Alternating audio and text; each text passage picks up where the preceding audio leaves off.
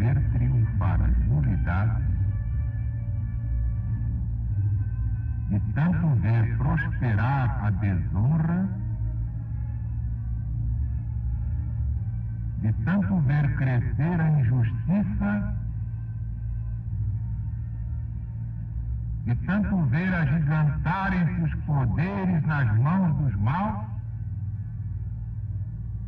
o homem chega a desanimar-se da virtude, a rir-se da honra, a ter vergonha de ser honesto.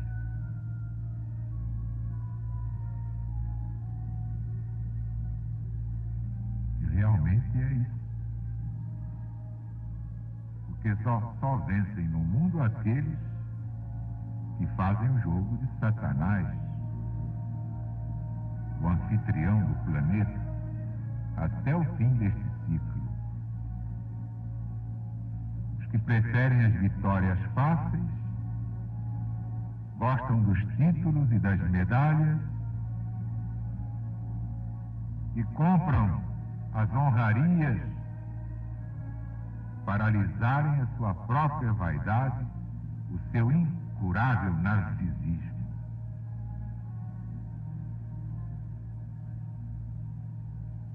Mas Jesus deixou a lei no seu Evangelho. Buscai primeiro o reino de Deus e sua justiça, e todas as coisas materiais recebereis como acréscimo da graça de Deus. Os homens inverteram a lei. Eles primeiro buscam as coisas materiais. Quando houver tempo, pensarão no reino de Deus. Então, esse povo vive de cabeça para baixo plantando bananeira. É assim que ele anda, de pés para cima. Quem governa o corpo são os pés. A cabeça está lá embaixo.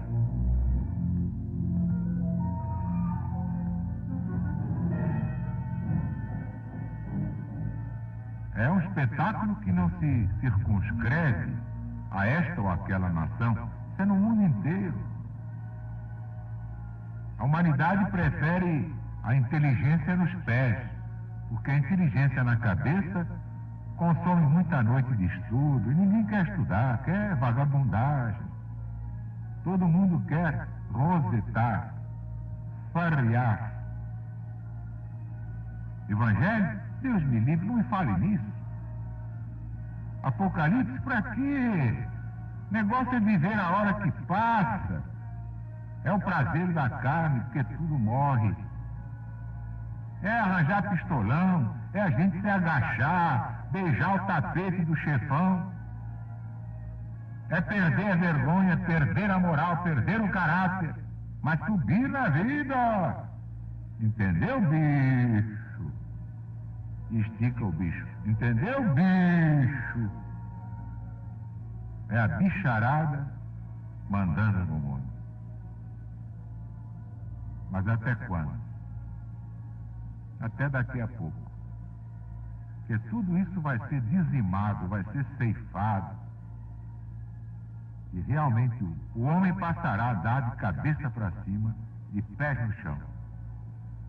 O bípede vai voltar a colocar o reino de Deus no primeiro plano. Então, nunca mais triunfarão as nulidades. A desonra não poderá mais prosperar. Ninguém vai ver crescer a injustiça no mundo. Não se agigantarão os poderes nas mãos dos maus. O homem jamais desanimará da sua virtude. Jamais poderá rir da honra. Jamais terá vergonha de ter caráter, de ser honesto. Porque só Deus prevalece. Satanás daqui a pouco estará destroçado. Ele e toda a sua corte. Vamos, portanto, ao trecho de hoje do livro que nos traz toda essa verdade. O Apocalipse de Jesus segundo São João.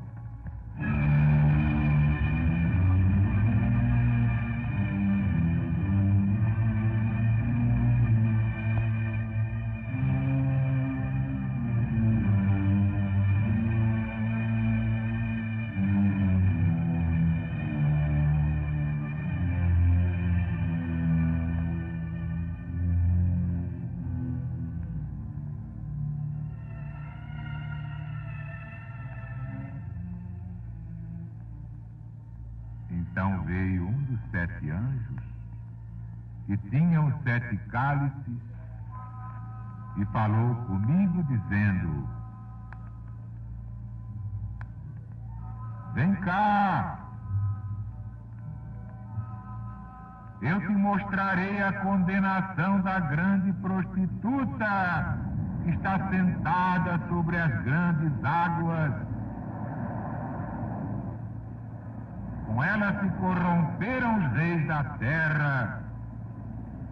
Ela tem embebedado os habitantes da terra com o vinho da sua prostituição.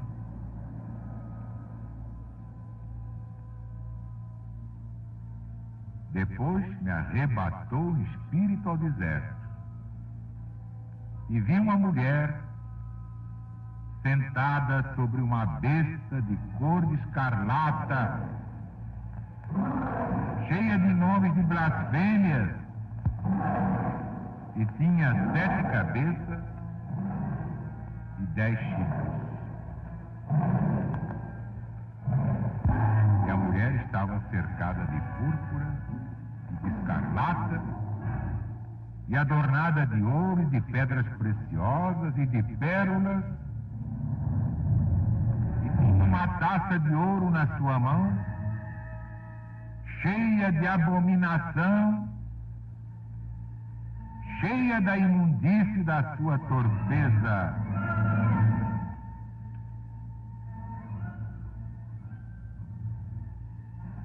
Estava escrito na sua testa este nome: Mistério,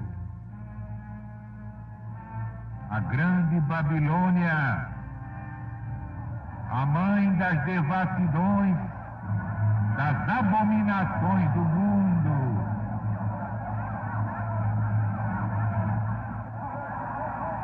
E eu vi essa mulher embebedada do sangue dos santos, do sangue dos mártires de Jesus. E quando a vi, fiquei espantado, com grande admiração. Então me disse o anjo: por que te admiras? Eu te direi o mistério da mulher e da besta que leva e que tem 7 cabeças e 10 chifres. A besta que tu viste era e já não é. E ela há de subir ao abismo e há de ser precipitada na perdição. E os habitantes do mundo, cujos nomes não estão escritos no livro da vida, desde o princípio da terra, se encherão de pasmo quando virem a besta que era e já não é. Isto tem sentido e tem sabedoria. As 7 cabeças são 7 montes, sobre as quais a mulher está sentada. São também 7 reis. Morreram 5. Ainda resta um. O outro ainda não veio. Mas quando ele vier, convém que dure pouco tempo.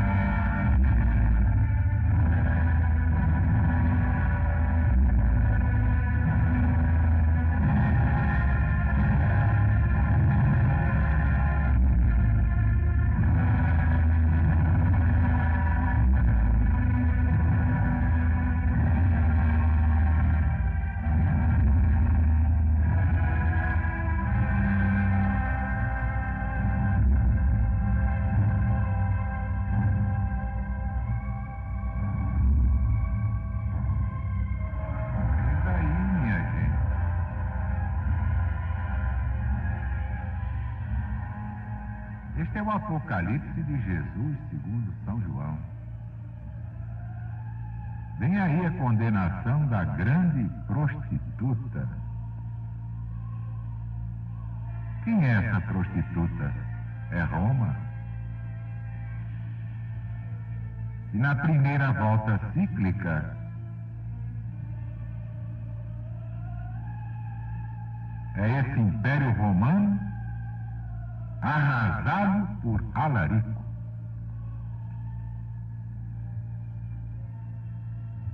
E vi uma mulher sentada sobre uma besta de cor de escarlata. Bem, a cor de escarlata, todos veem logo que é a cor do império e dos imperadores, e ao mesmo tempo significa o sangue, as crueldades. São João revela claramente que a besta e a mulher no seu fundo são a mesma coisa. E que uma e outra é Roma com o seu império. Por isso a besta é representada como a que tem os 7 montes. E a mulher é a grande cidade que domina sobre os reis da terra. Portanto, uma e outra é Roma. Mas a mulher é mais própria para significar prostituição, que nas Escrituras forma o caráter da idolatria. Cheia de nomes de blasfêmias. A besta é que estava cheia desses nomes, como se vê no grego. Também se vê na combinação do que da mesma besta João disse no capítulo 13. Esses nomes de blasfêmia eram os títulos que por todo o império se davam a Roma. Até lhe chamavam Urbs Eterna, isto é, a cidade eterna, como se houvesse alguma coisa eterna aqui embaixo, de construção material. Mas dedicavam a Urbs Eterna templos e medalhas com a inscrição, vejam a pretensão, por favor, Dea Roma, adeus a Roma. É muita pretensão, puxa vida. E a mulher estava cercada de púrpura. A cor do vestido está designando Roma, seus magistrados, seus imperadores, que se distinguiam exatamente pela púrpura. O ouro e as pedras preciosas de que estava ornada são os sinais da sua vaidade, atrativos do amor impuro que ela queria inspirar. O vaso de ouro na mão é o mesmo de que fala o profeta Jeremias, no Velho Testamento.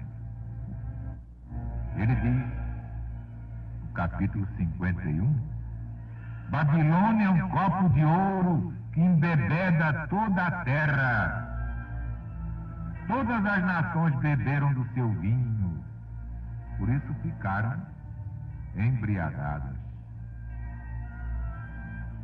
Por este vinho de Babilônia se deve entender os erros e os vícios com que ela empeçonhou o mundo inteiro.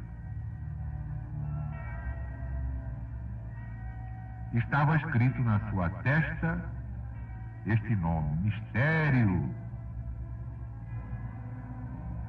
É como se ele dissesse, aqui está uma personagem mística debaixo do nome de Babilônia, Roma. Este é o sentido mais natural. Mas também se pode entender de outro modo, isto é, que a prostituta tinha escrito na testa o nome Mistério como um rótulo a significar que aquela personagem tinha seus mistérios na sua religião. Mysterium Esse. E sobre eles estava a sua denominação fundada, porque Roma, desde seu nascimento, estava consagrada a Marte. Então eles diziam lá que isto era o que a fazia vitoriosa. Sabe lá o que é a proteção de Marte? E essa mesma Roma tinha em alta veneração os livros chamados sibilinos, os livros misteriosos, os livros secretos. No fundo era tudo magia negra. Era aquele paganismo supersticioso que acreditava que Roma era invencível pelos séculos dos séculos.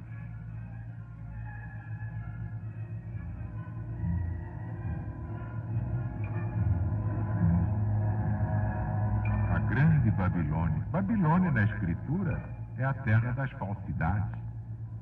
É o monte infestado que corrompe o mundo. É o mesmo profeta Jeremias, no seu capítulo 51, e em outros capítulos, como 25, 47, os seus ídolos, seus encantamentos, seus malefícios, suas adivinhações, são apontados em todos os profetas, mas particularmente no profeta Isaías, capítulo 47, versículos 9 a 12. Daqui vocês podem ver com quanta razão o evangelista profeta nos representa Roma debaixo do nome de Babilônia, porque tinha todos os seus caracteres de prostituição, que começa na idolatria. Era e já não é. Por quê? Porque a besta, isto é, Roma, com a sua idolatria, enquanto tinha 7 cabeças, isto é, os 7 imperadores gentios, era, isto é, subsistia. Era porque subsistia. E essa mesma besta que era, já não é, pela razão que se aponta no versículo 10. Já vamos ver. 7 cabeças são 7 montes. Ora, todos sabem que Roma é a única cidade no mundo fundada sobre 7 montes. Primeiro, Capitolino. Segundo, Palatino. Terceiro, Aventino. Quarto é o Célio. Quinto, é o Esquilino. Sexto é o Quirinal. Sétimo é o Viminal. O que é preciso mais para identificar a prostituta? Também são 7 reis, sim, como já vimos no capítulo 13. 7 imperadores que fizeram a perseguição aos cristãos. Aurélio Diocleciano, Maximiano Hercúleo, Galério e Maximiano, Constâncio Cloro, Maxêncio, Maximínio e Licínio, dos quais morreram, isto é, ao pé da letra, caíram sim. Estes foram Aurélio Diocleciano, Maximiano Hercúleo, Galério Maximiano, Constâncio Cloro e Maxêncio. Mortos todos entre o ano 303, em que começou a perseguição, e o ano 312, em que Maxêncio foi derrotado por Constantino, e a cruz ereta no meio de Roma por esse príncipe vitorioso. Morreram 5, resta ainda um, o outro ainda não veio. Quando ele vier, convém que dure pouco tempo. Resta ainda um, sim, era Maximino. Sobreviveu aos 5. O outro ainda não veio, e este era Licínio, o qual, sim, já era imperador desde o ano 307, mas não tinha ainda tomado o caráter que lhe é próprio nesta profecia de ter exercitado particularmente, depois de todos os outros, uma perseguição de que somente ele foi o autor contra os cristãos. Então, portanto, e no primeiro tempo que São João aqui olha, isto é, no tempo de Constantino, Maximino e Licínio estavam cumprindo a sua missão. O mesmo Licínio, tão longe do caráter particular do perseguidor. Aí, pelo contrário, concordava com Constantino e os editos que saíam a favor dos cristãos saíam de comum acordo entre os dois príncipes. Basta ver Lactâncio, que é a voz da história, Eusébio, outra voz da história. Longe de ser perseguidor, foi Licínio, por esse tempo, honrado com a aparição de um anjo. A oração que este bem-aventurado Espírito lhe ditou para invocar o verdadeiro Deus foi publicada em todo o exército. E é este mesmo Deus, Licínio, deu as graças em Nicomédia pela vitória que fizeram alcançar de Maximino. E neste estado permaneceu Licínio. Todo o tempo que Maximino durou este mundo, continuando a perseguição que foi até o ano 313. E quando ele vier, convém que dure pouco tempo. Por quê? Vejam que a força da profecia exatamente aconteceu isso. Foi o que aconteceu ao pé da letra. Licínio, depois de favorecer por tantos anos e por tantos modos o cristianismo, tomou, enfim, o caráter de perseguidor no ano 319. Mas a sua perseguição não durou senão 4 anos, porque parou em 323, quando, derrotado por Constantino na batalha de Cíbalis, morreu pouco depois estrangulado em Tessalônica. Tempo que São João podia chamar pouco tempo. Importa que dure pouco tempo. Pouco tempo em comparação ao muito que durou a perseguição de Diocleciano. Mas que é que vemos aí?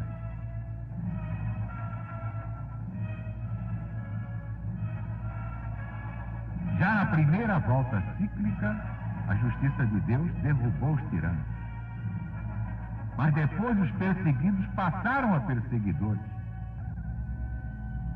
Aliás, toda religião tem seus Neros, seus Calígulas, seus Dioclecianos, seus Domicianos.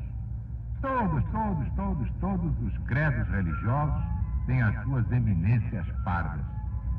Mas todos serão destruídos. Quem não estiver com Deus na pureza do Cristo, já está com seus dias contados.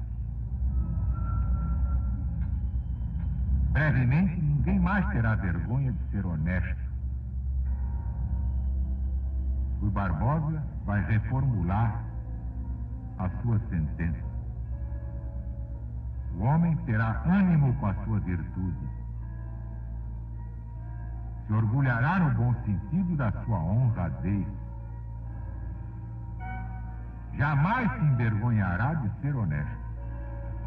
E esses são os que estão com Deus, têm a bênção de Deus e reinarão sobre todas as nações. Viva Jesus!